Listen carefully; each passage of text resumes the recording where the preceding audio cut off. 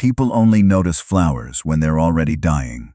That was something my mother used to say before cancer took her and left me alone with $6,000 in debt and a greenhouse full of roses nobody in Manhattan cared about. Rain slid down the glass ceiling above me in silver lines while thunder rolled somewhere over the city skyline, soft enough to sound distant but heavy enough to make the old greenhouse tremble. I stood beneath the hanging vines with dirt on my hands and pruning scissors in my pocket, cutting dead petals from a row of white roses that belonged to people richer than I could even imagine. The DeMarco estate sat on nearly 4 acres overlooking the Hudson, hidden behind iron gates and old money so powerful even Google Maps blurred parts of the property. People called it a mansion. Mansion sounded too small. The place looked like the kind of home kings would build if they got bored of castles. Marble fountains, imported olive trees, a ballroom bigger than my entire apartment building in Queens. And tonight, every light in the estate glowed gold because the DeMarcos were hosting another charity gala for Manhattan's elite. Expensive cars had been arriving for hours, men in tailored black suits, women wrapped in diamonds and silk gowns that probably cost more than my yearly salary. I kept my head down while carrying fresh arrangements through the garden pathways because people like them rarely looked at girls like me unless something was broken. Which was fine. Invisible felt safe. Invisible paid my rent. Evelyn. I turned at the sound of Mrs. Ritchie's voice. The head housekeeper stood beneath the archway holding a clipboard against her chest. Even at 63, she moved with the sharp precision of someone who'd spent decades surviving rich people. The roses near the south fountain need replacing before guests head outside. I already did those. She blinked once, surprised. All of them. Every arrangement. Her eyes softened slightly. You work too hard, sweetheart. I almost laughed at that. Working hard was cheaper than therapy. Mr. DeMarco likes perfection, I said quietly. The moment his name left my mouth, the air around us seemed to shift. Even the staff reacted differently whenever someone mentioned Luca DeMarco. Voices lowered. Movement slowed, like the entire estate unconsciously remembered who owned it. I had never spoken to him directly, not once in the 8 months I'd worked here. But I'd seen him from a distance enough times to understand why grown men avoided eye contact around him. Luca DeMarco wasn't loud. That was the terrifying part.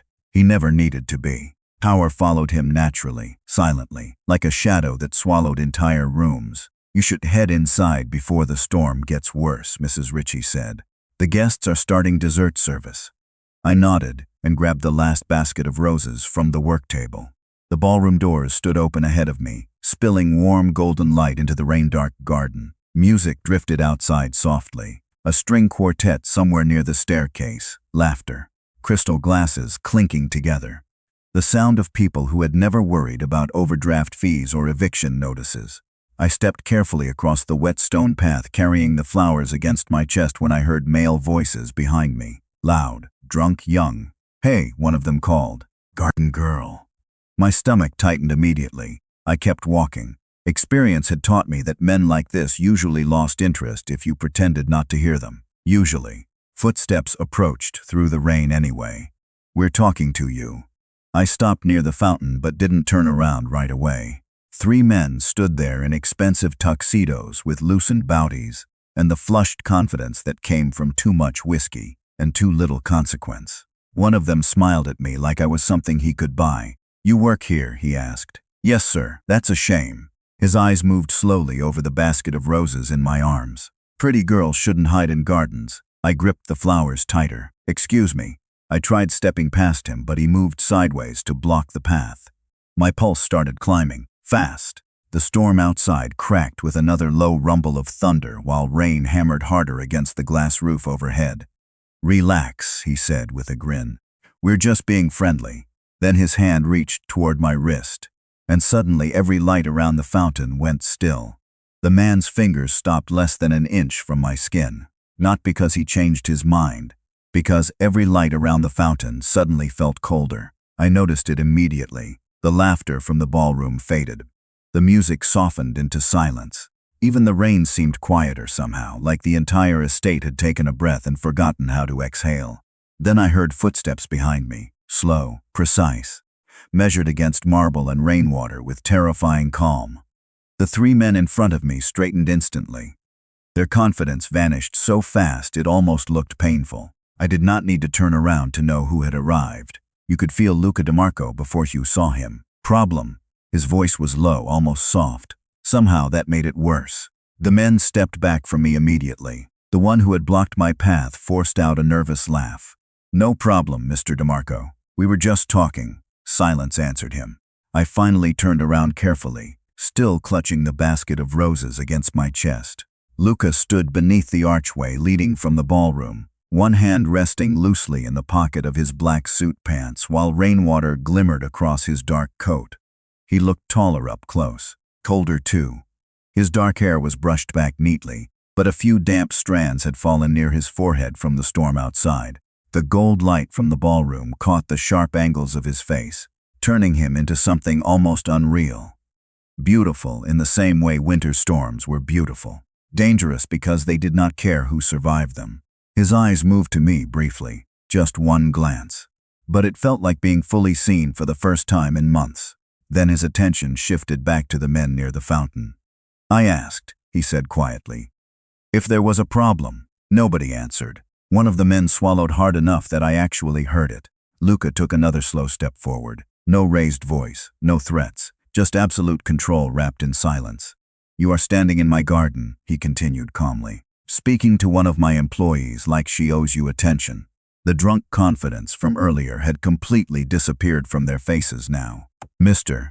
DeMarco, we did not mean disrespect," one of them said quickly. "We were only joking." Luca looked at him for a long moment. People usually laugh after jokes. Nobody moved. Rain tapped softly against the greenhouse windows nearby while thunder rolled somewhere beyond the Hudson.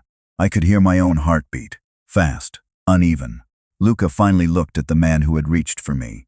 "Did you touch her?" The question came quietly, too quietly. "No, sir." "Did you intend to?" The man hesitated. That was enough. Luca's expression never changed, but something in the air around him hardened instantly. "Then listen carefully." He stepped closer until the distance between them nearly vanished. "You will leave this estate tonight. You will not speak to her again. You will not look for her after tonight. And if I ever hear her name leave your mouth," he paused slightly, eyes colder than the rain outside, "you will regret introducing yourself to me." Nobody argued. Nobody even breathed loudly. The three men apologized, so quickly the words blurred together, before disappearing back toward the ballroom entrance. I stood frozen beside the fountain while their footsteps vanished into the mansion. Luca remained where he was for several seconds, watching the empty doorway like he expected trouble to return. Then finally his gaze shifted toward me again. Up close his eyes were darker than I expected. Not black, deep brown. The kind of eyes that noticed everything and revealed nothing. "Are you hurt?" he asked. I blinked once, surprised by the question itself. "No." "Did they frighten you?" I almost said no automatically. Years of surviving New York had taught me that honesty rarely made life easier. But something about the way he watched me made lying feel impossible, a little. His jaw tightened slightly, barely noticeable. "You should not walk alone during parties," he said.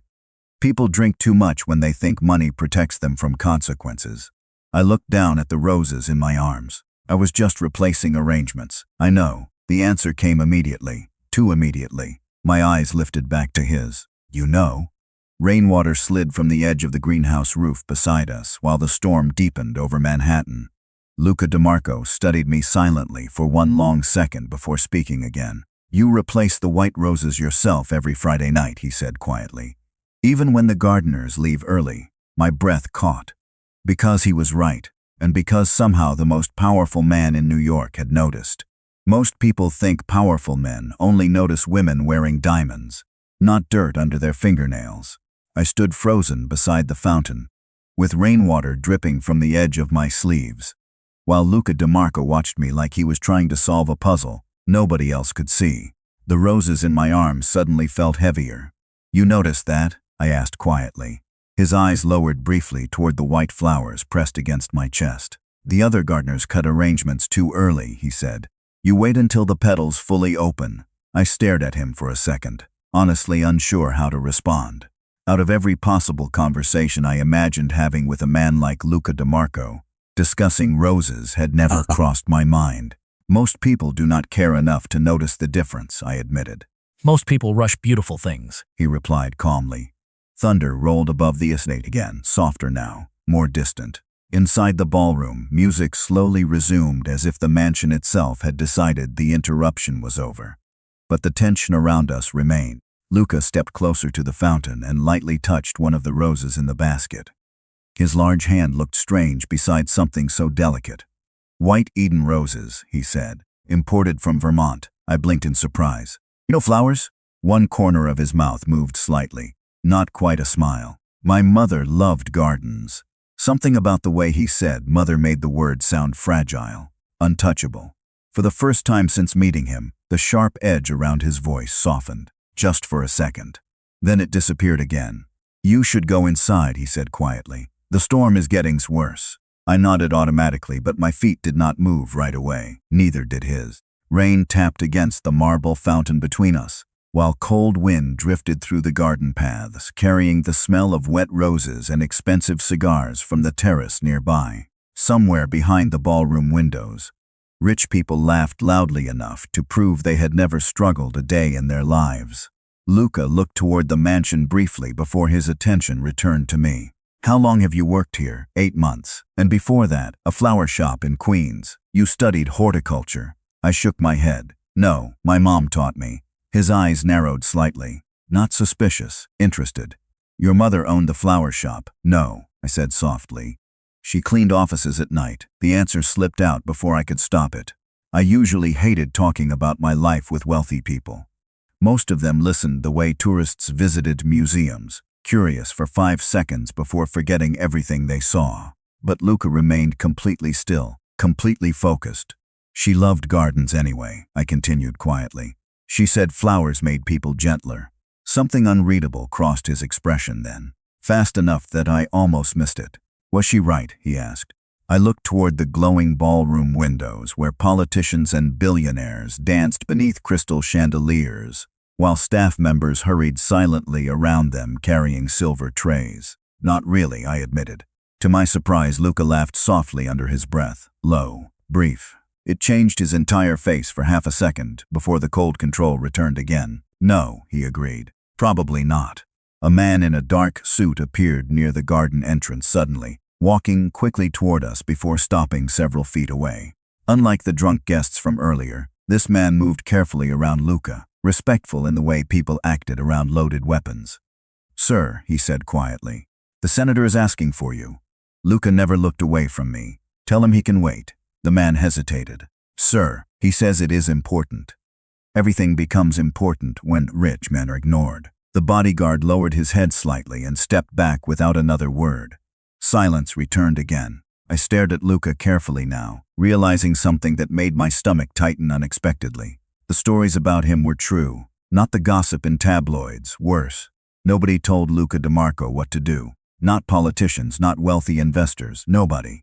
And somehow tonight, instead of standing inside that ballroom controlling an empire, he was standing in the rain talking to a girl with dirt on her hands. "Why are you looking at me like that?" he asked suddenly. Heat rushed into my face.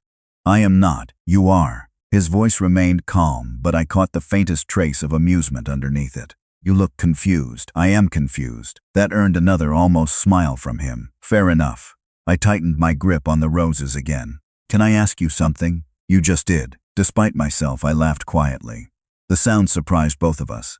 Luca studied me differently after that, softer somehow. Like hearing me laugh had shifted something he had not expected. "Ask," he said. I swallowed once.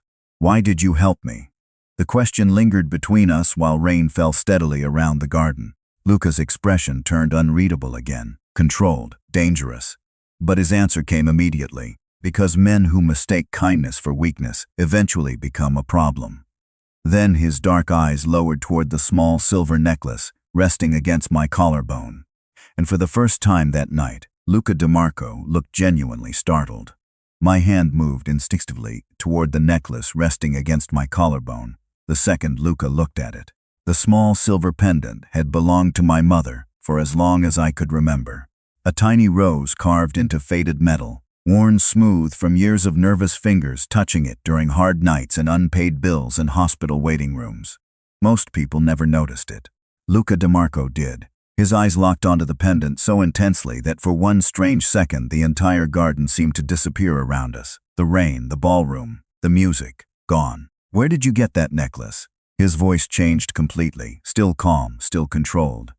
But sharper now, focused. I swallowed once before answering. "It was my mother's."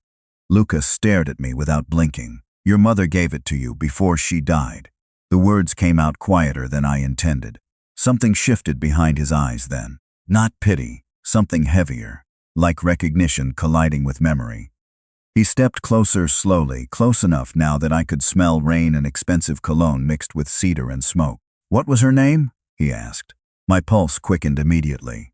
Not because the question itself was strange, because Luca suddenly looked like a man trying very hard not to react to the answer. "Rose Carter," I said carefully. The silence afterward felt enormous. Luca's jaw tightened almost invisibly. His eyes dropped again to the pendant before lifting back to my face with unsettling intensity. "Rose," he repeated quietly. I nodded slowly. "Did you know her?" For the first time since meeting him, Luca did not answer immediately. Somewhere behind us, guests inside the ballroom erupted into applause for something neither of us cared about. The sound echoed faintly through the rain while cold wind drifted across the fountain water between us. Luca looked away briefly toward the greenhouse at the far end of the garden. Old glass walls covered in climbing ivy and white roses, the oldest structure on the estate. "My mother hired a gardener years ago," he said finally. "A woman named Rose." My breath caught slightly. "My mother worked here?" He looked back at me. "A long time ago." I stared at him in complete confusion. My mother had never mentioned the DeMarco estate, never once. "That does not make sense," I whispered. "We lived in Queens my whole life. People do not always tell their children everything." His answer came too quickly, too carefully. Before I could respond, another voice interrupted from behind us. "Luca." The warmth in the garden disappeared instantly. I turned to see an older man approaching from the ballroom terrace wearing a charcoal suit and a politician's practiced smile. Silver hair, expensive watch, eyes that looked permanently annoyed by ordinary people existing nearby. Two security men followed several feet behind him. "There you are," the man said. "The senator is waiting." Luca's expression turned cold again immediately, controlled, untouchable. "Then he can continue waiting." The older man noticed me standing beside the fountain and frowned slightly, not openly rude. Worse, dismissive. Like rich people looked at parking meters or street signs. "Who is this?" Luca answered before I could speak. "Evelyn Carter." The way he said my name surprised me. Calm, precise, important somehow. The older man glanced toward the dirt on my sleeves and the roses in my arms. "One of the gardeners?" "One of my employees," Luca corrected quietly. The difference in wording was subtle. The warning underneath it was not. The man gave a small nod immediately. Of course. His entire posture changed after that. Not toward me, toward Luca. Careful now, measured. Like he realized he had stepped too close to something dangerous. "The senator would still like a word," he said cautiously. Luca never looked away from me.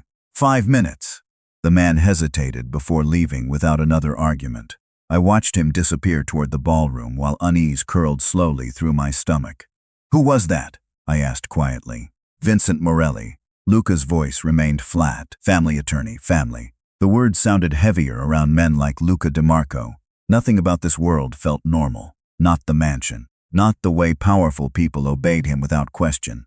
Not the way his attention kept returning to my necklace like it belonged to a ghost. "You knew my mother," I said carefully. A little. Did she work in the greenhouse? His eyes shifted again toward the old glass building at the far end of the estate. Rain streaked across its windows while lightning flashed pale silver above Manhattan. "She loved roses," he said quietly, "especially white ones."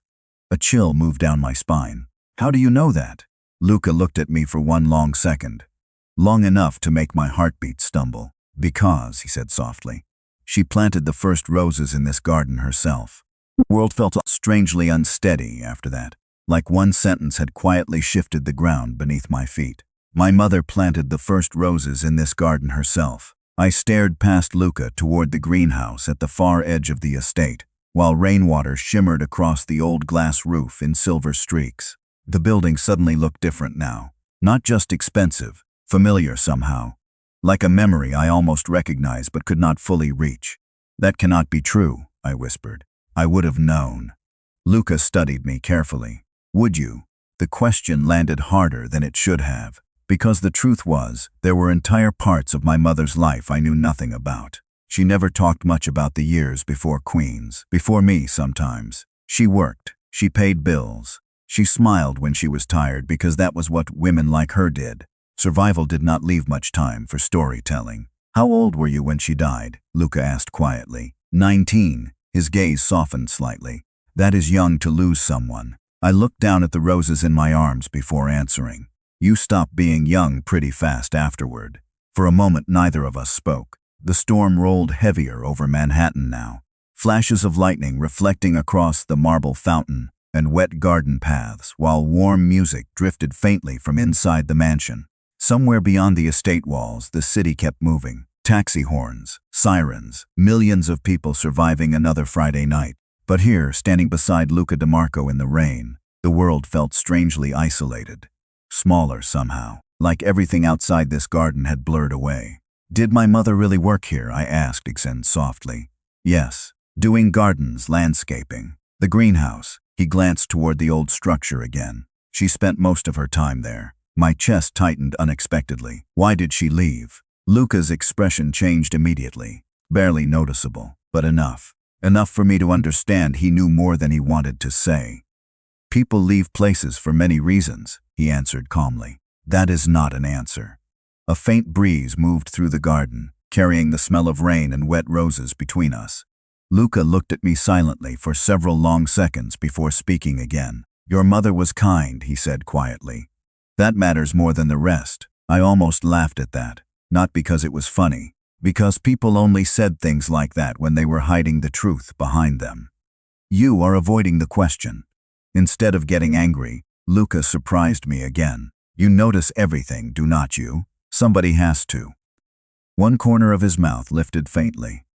"That sounds like something your mother would say." The words hit me harder than they should have, because suddenly I wanted details. Real ones. The sound of her laugh here, the way she walked through this garden, whether she had been happy before life reduced her to night shifts and overdue rent and exhaustion hidden behind polite smiles. "Tell me something about her," I said quietly. Luca's eyes moved over my face slowly, thoughtfully, like he was deciding how much truth I could handle. "She used to sing while she worked," he said at last, "especially when she thought nobody could hear her." My breath caught softly. "She sang old jazz songs while cleaning our apartment," I whispered. "Ella Fitzgerald, mostly. Moonlight in Vermont," Luca said immediately. I stared at him in shock. "How did you know that?" A distant look crossed his face then, not cold anymore, not dangerous, just older somehow. "Because she sang it in the greenhouse every Sunday morning." The rain suddenly felt colder against my skin. "You remember that specifically. Some things stay with you." The answer came quietly, too quietly. Before I could ask another question, headlights flashed briefly near the garden entrance. A black SUV rolled slowly across the circular driveway beyond the fountain, while security guards straightened immediately near the terrace doors. Luca noticed it too. Whatever softness had briefly appeared in him disappeared instantly. His posture hardened, controlled, alert. "You should go home after your shift," he said suddenly. Immediately, my stomach tightened. "Why?" His eyes moved toward the arriving vehicle. "Because tonight is no longer safe." Fear brushed lightly across my chest then, real fear this time. "What does that mean?" Luca looked back at me, dark eyes unreadable again beneath the storm-mung dark sky. "It means," he said calmly, "that certain people do not like being embarrassed." Then the rear door of the SUV opened, and the same drunk man from the fountain stepped out smiling. The smile on his face made my stomach tighten immediately. Not because he looked dangerous, because he looked offended. Wealthy men handled embarrassment differently than normal people. They smiled while planning revenge. Rain glistened across the black SUV behind him, while the estate's security guards exchanged nervous looks near the entrance. The man adjusted his tuxedo jacket and started walking toward the fountain again, like he had never been warned at all. "Luca," he called casually, raising both hands with fake innocence. "Come on." We were having fun. Luca did not move. Standing beside him felt like standing near the edge of deep water. Still on the surface, dangerous underneath. You should leave, Luca said calmly. I already did, the man replied with a laugh. Then I realized I forgot to apologize to the gardener. His eyes shifted toward me again. Slower this time. More deliberate. Every instinct in my body tightened immediately. I said, leave. Luca's voice stayed quiet. The man stopped smiling completely. You are really doing this over her? The question hung heavily in the rain. Around us, staff members had gone completely still, pretending not to stare, while pretending not to listen. Nobody interrupted Luca DeMarco when his tone changed like this. Nobody. You embarrassed me in front of half the city, the man continued. Do you know who my father is? Luca looked genuinely bored by the question. A senator, he replied, not royalty. The man's jaw tightened. Careful. Luca took one slow step forward. You mistake my patience for weakness too. Silence crashed over the garden again. Thick, heavy, dangerous in a way I could not fully explain. Then suddenly Luca looked at me instead. Evelyn, he said quietly, go inside. I should have listened immediately. Every survival instinct I had developed growing up in New York screamed at me to walk away from powerful men arguing in the rain. But something held me there. Maybe curiosity, maybe fear, maybe the impossible realization that Luca was protecting me publicly in front of people who clearly mattered. I can walk myself home, I said softly. His eyes flicked toward me sharply. That was not a suggestion. The firmness in his voice startled me, not cruel, protective, which somehow felt even more dangerous. The senator's son laughed under his breath. Wow. He shook his head slowly. You actually care. Luca ignored him completely. Your apartment, he said to me quietly. Queens?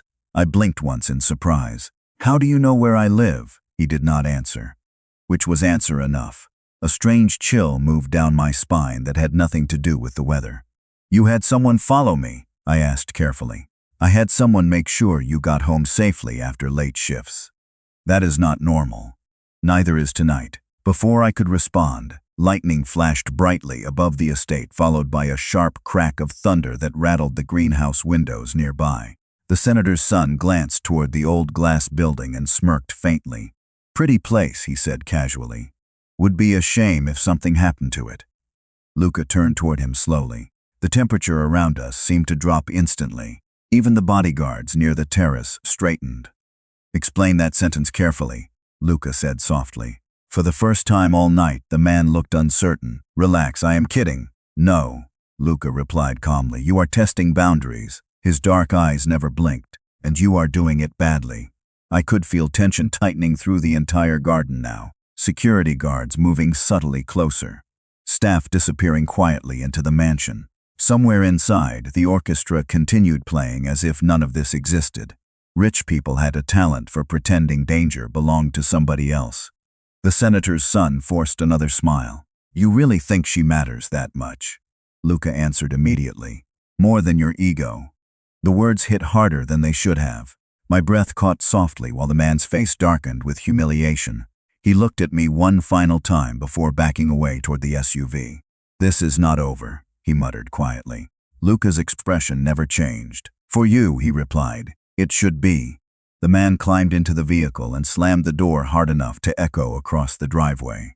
Seconds later, the SUV disappeared beyond the estate gates into the rain-dark streets of Manhattan.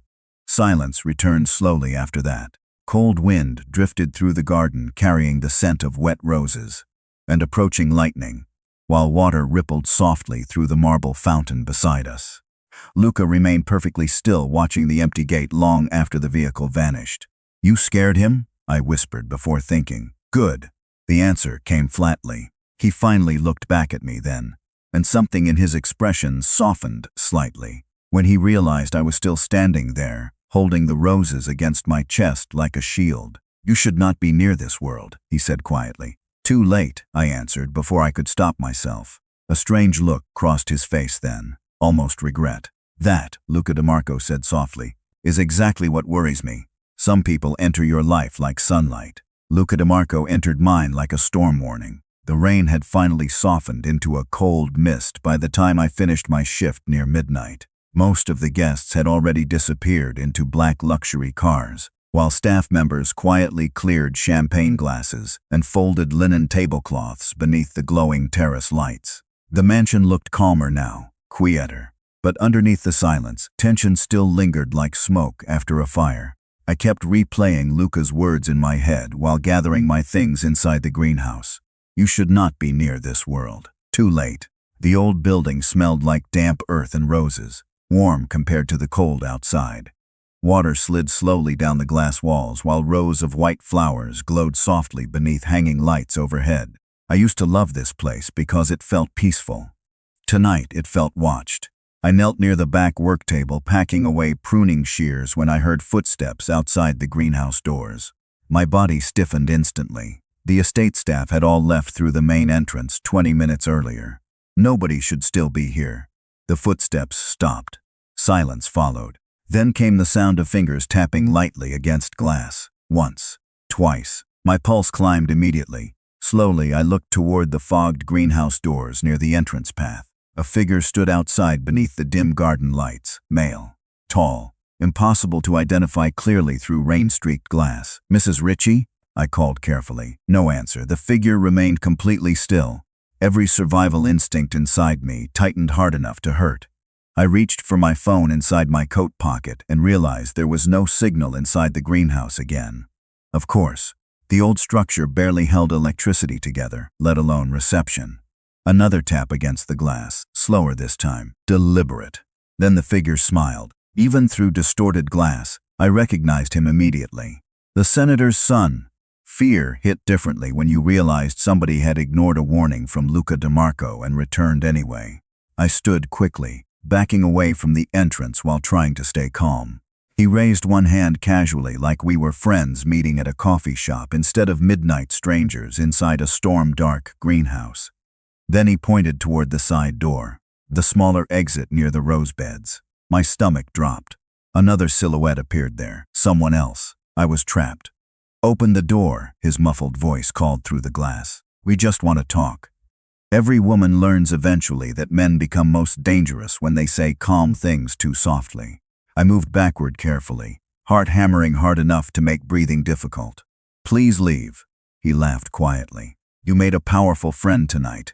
Another figure appeared near the side entrance. Then another. 3 now. Their expensive suits looked dark beneath the rain, while greenhouse lights reflected across wet stone pathways outside.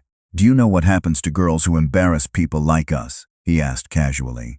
My fingers tightened around my phone uselessly. Mr. DeMarco warned you, and yet here I am. His smile widened faintly. Funny how that works.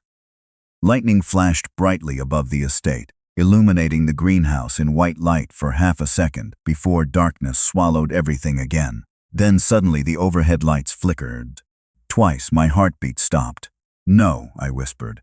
The senator's son tilted his head slightly. Accidents happen all the time in old buildings. The lights flickered harder. Somewhere behind me, electrical buzzing crackled sharply through the greenhouse walls. Panic climbed instantly into my throat. You are insane. No, he replied calmly. I am offended.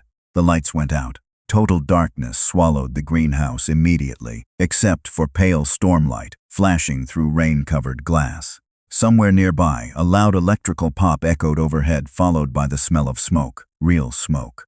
My chest tightened with fear. Help! I shouted instinctively, backing away between rows of roses while shadows moved outside the glass walls. Another crack sounded near the ceiling, followed by sparks raining briefly across metal beams above me. The senator's son stepped away from the entrance, smiling faintly, while smoke slowly curled upward through the dark greenhouse air. Maybe your mafia prince will save you again, he called softly through the storm. Then all 3 figures disappeared into the rain. Smoke changes the way fear feels. It stops being abstract, stops being tomorrow's problem. Suddenly every breath matters. The greenhouse filled slowly at first, gray smoke curling through rows of white roses while sparks hissed somewhere above the old metal beams. My heartbeat pounded so hard I could hear it over the storm outside. Help, I shouted again, coughing immediately as smoke scratched down my throat. No answer came back, only thunder. The side doors would not open. I tried anyway, gripping the handle hard enough to hurt my hand before realizing something outside was blocking it. Panic climbed fast after that, real panic, the kind that turns your legs weak and your thoughts loud all at once. I backed away from the entrance coughing, while overhead lights flickered weakly through the smoke. One bulb exploded somewhere above me with a sharp pop that made me flinch hard. "Think," I whispered to myself. "Think." The greenhouse had another exit near the rear irrigation room. Old, rusted, usually locked. I turned immediately and started moving through the narrow flower rows as smoke thickened around the ceiling. The roses brushed against my arms while rain hammered violently against the glass overhead. Halfway to the back corridor, I heard footsteps outside again.